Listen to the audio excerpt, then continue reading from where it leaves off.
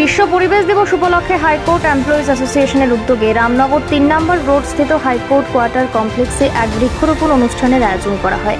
এই উৎসবে উপস্থিত ছিলেন হাইকোর্টের প্রিন্সিপাল সেক্রেটারি ধীমান দেববর্মা, হাইকোর্ট এমপ্লয়িজ অ্যাসোসিয়েশনের উত্তম কুমার সাহা, সহসভাপতি সন্দীপ দে সহ অন্যান্যরা। 5ই জুন বিশ্ব পরিবেশ দিবস।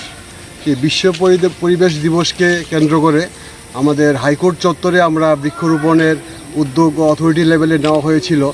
এরই একটা অঙ্গ হিসেবে আজকে হাইকোর্ট কোয়ার্টার কমপ্লেক্স রামনগর 3 চত্বরে হাইকোর্ট এমপ্লয়িজ অ্যাসোসিয়েশনের উদ্যোগে আজকে বৃক্ষরোপণের আমরা একটা আয়োজন করেছি।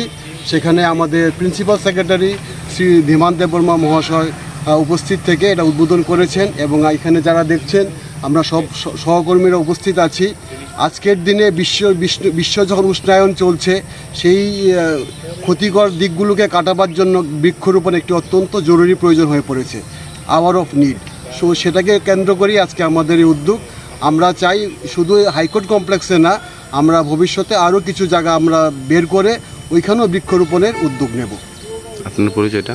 আমি সভাপতি হাইকোর্ট এমপ্লয়িজ অ্যাসোসিয়েশন।